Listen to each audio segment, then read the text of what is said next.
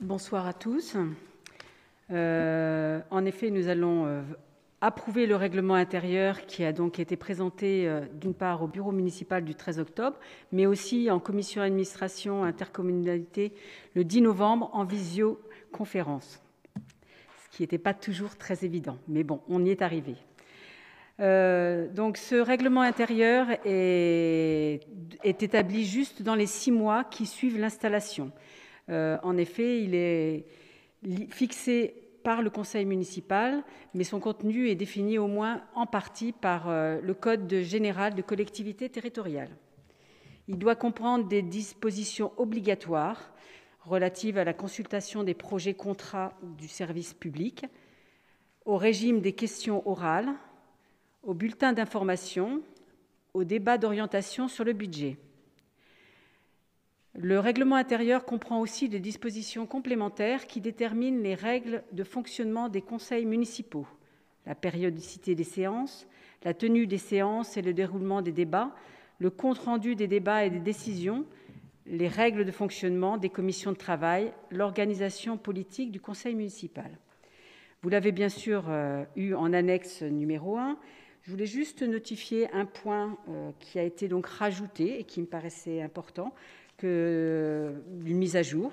C'était l'ajout de la commission accessibilité. Jusqu'à présent, elle existait, mais elle n'était pas mentionnée dans le dernier règlement du conseil municipal. Vous avez aussi une mise à jour des débats budgétaires, une mise à jour et une modernisation de l'article comprenant l'expression des élus dans le bulletin d'information. Voilà. Si vous avez des questions, n'hésitez pas à les poser. Merci. Donc, si vous avez des questions, Monsieur Barry. Alors, j'ai un certain nombre de questions. Est-ce que je vous les donne toutes ou vous voulez qu'on fasse article par article? Comme vous voulez. Bon, écoutez, je vais toutes les dérouler, des suggestions, des remarques. Alors, par rapport à l'article 2, la convocation, le délai de convocation est fixé à 5 jours. La question, c'était est-ce qu'il est possible d'avoir un délai de plus long? Parce que 5 jours, comme nous n'avons pas accès aux dossiers, on les a vraiment au dernier moment. Donc voilà, ça c'est une première question. On pensait que 10 jours, on vous fait une suggestion à 10 jours. La deuxième remarque concerne l'article 15, l'enregistrement des débats. Peut-on préciser qu'ils sont, donc ça c'est dans l'article, peut-on préciser qu'ils sont retransmis sur Internet et resteront accessibles sur le site de la ville? Donc ça c'était un point, comme vous étiez engagé, monsieur le maire. L'article 27 concernant les commissions municipales, il est indiqué dans cet article que les commissions doivent faire l'objet de comptes rendus. Alors il y a eu peu de commissions pour le moment, mais a priori aujourd'hui il n'y a pas eu de compte rendu de fait, en tout cas non accessible sur l'intranet des élus. Normalement. L'article 35, la mise à disposition des locaux pour les conseillers municipaux. Donc la demande a été faite. J'ai eu une réponse aussi, donc la question n'est pas de dire que la question n'a pas été prise en compte. Vous nous avez proposé, lorsqu'on a besoin d'une salle, de nous en fournir une. Il y a le problème de Covid aussi en ce moment, mais en tout cas, la question reste d'actualité. La demande a été faite de plusieurs mois. Qu'en est-il aujourd'hui? L'article 36, concernant l'expression des élus dans le bulletin d'information municipale. Donc 4000 signes à diviser en 3. Donc ça fait peu de signes, ça fait un texte pas très très long. Pourquoi le limiter à 4000 signes? Peut-on obtenir une page avec la possibilité d'y insérer une ou plusieurs photos? Donc plutôt d'avoir un article sur un tiers de page, est-ce qu'il serait possible d'avoir une page complète dans le magazine? Le délai aussi pour remettre notre tribune, il est de 21 jours. Est-ce qu'on peut le réduire? C'est quand même assez... on ne colle pas forcément à l'actualité. Est-ce qu'on peut le réduire? Alors, une information que l'on n'a pas, c'est à quel moment vous recevez-vous le BAT, mais est-ce qu'il serait possible de transmettre nos textes 3-4 jours avant la date du bon à tirer? Parce qu'en fait, il y a juste un copier-coller à faire dans le document. Vous parlez aussi du format RTF. Alors moi, je n'ai jamais transmis mes tribunes au format RTF, plutôt en PDF. C'est un format d'un autre temps. Est-ce qu'on peut même s'il existe toujours, est-ce qu'on peut le supprimer ou voire l'agrémenter en mettant d'autres formats? Et puis la suggestion, non, ben voilà, c'est tout pour cet article-là. Après, on passe à l'article 40. Excusez-moi, Monsieur Barry, je crains d'en oublier. Est-ce qu'on peut faire une pause et on reprend? C'est pour ça que... Sauf si c'est le dernier. C'est comme vous voulez. Allez-y. C'est le dernier, mais je vous ai posé la question. Oui, mais je ne savais pas qu'il y en avait autant, excusez-moi. Bon, voilà. Je pourrais vous les reformuler, si vous voulez. Et puis, concernant les moyens mis à disposition des élus, le texte n'est pas tout à fait vrai.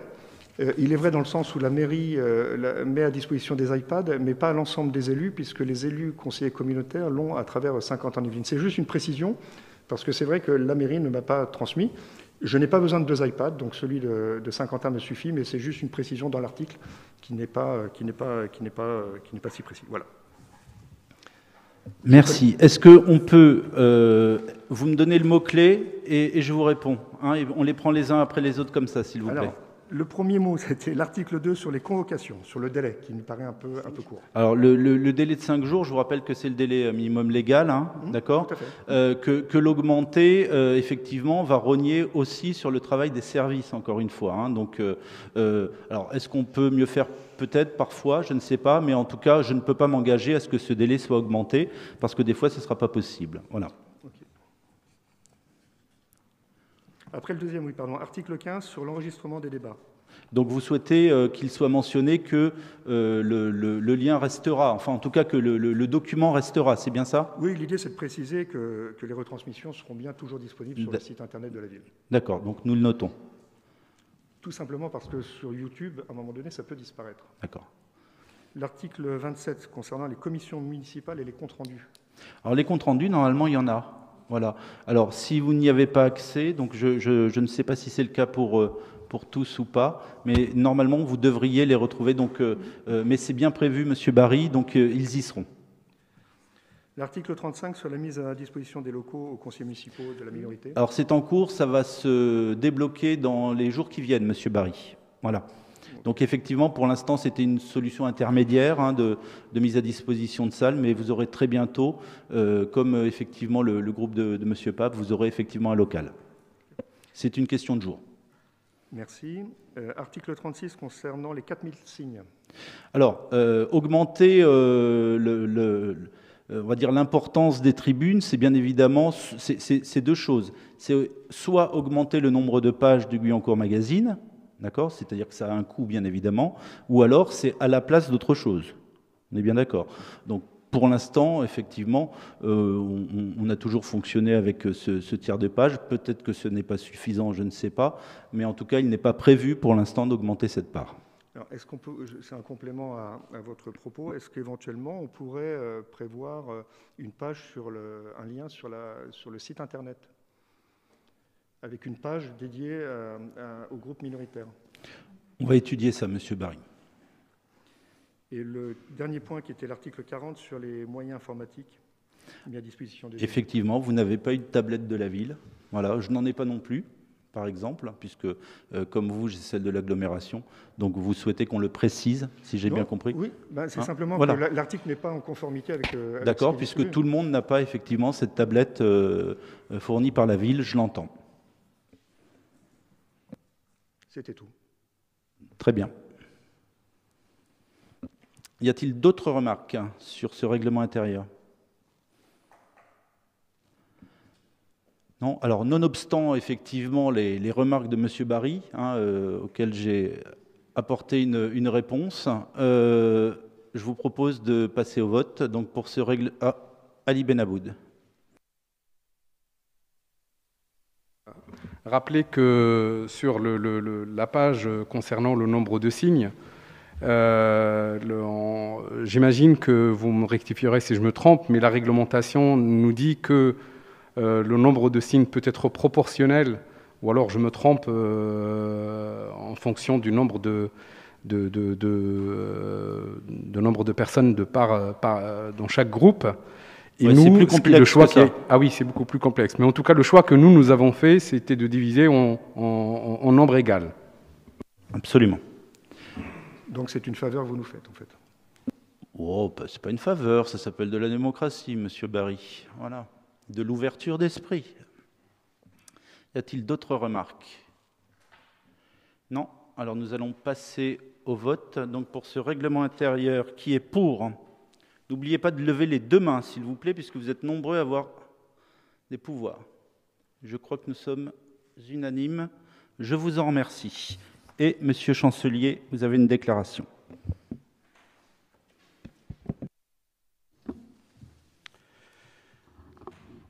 Donc, déclaration sur la démocratie permanente. Monsieur le maire, mesdames et messieurs les conseillers municipaux, à la faveur de ce vote sur le règlement intérieur du conseil municipal de la ville, qui est l'assemblée au cœur de sa vie démocratique, nous souhaiterions partager avec vous notre vision et nos souhaits concernant le fonctionnement et l'organisation de ce que vous avez appelé la démocratie permanente et que vous souhaitez mettre en œuvre durant cette mandature. Nous pensons que nous nous entendrons tous ici, au-delà de nos différences politiques, sur l'importance de la démocratie locale. Nos programmes faisaient tous état de propositions allant dans le sens de son développement. Nous nous réjouissons de la diffusion en direct des conseils municipaux sur Internet et que leur enregistrement puisse rester disponible pendant toute la durée du mandat. C'est un engagement formel que vous avez pris, monsieur le maire, lors des premiers conseils municipaux. Les Facebook Live sont aussi dans le sens de l'amélioration de l'interaction directe des élus vis-à-vis de la population. Enfin, jusqu'à présent, seul monsieur le maire s'y exprime. Rappelons aussi Allô monsieur le maire et les réunions d'élus dans les quartiers. Mais intéressons-nous aujourd'hui plus spécifiquement à l'une de vos propositions, les groupes d'action projet, les GAP, dont la réussite dépendra largement de leur mise en œuvre. Pourquoi en parler aujourd'hui ? Parce que le premier d'entre eux doit démarrer dans les prochaines semaines au sujet d'un projet de réaménagement du bassin Lévig dans le quartier des Saules. Nous comprenons que ces assemblées éphémères, au sens où elles fonctionneront le temps d'un projet, visent, je cite M. Pareja, qui est l'adjoint en charge de la démocratie permanente, dans un article de la Gazette de Saint-Quentin du 15 septembre dernier, donc je cite, « à arriver à réinvestir les gens dans la politique locale et dans tout ce qui impacte leur quotidien, plus loin pour que les gens ne soient pas consommateurs mais s'impliquent dans le fonctionnement, reconnaissant dans ce même article que les GAP ont ceci de spécifique qu'ils mettent l'accent sur la co-construction.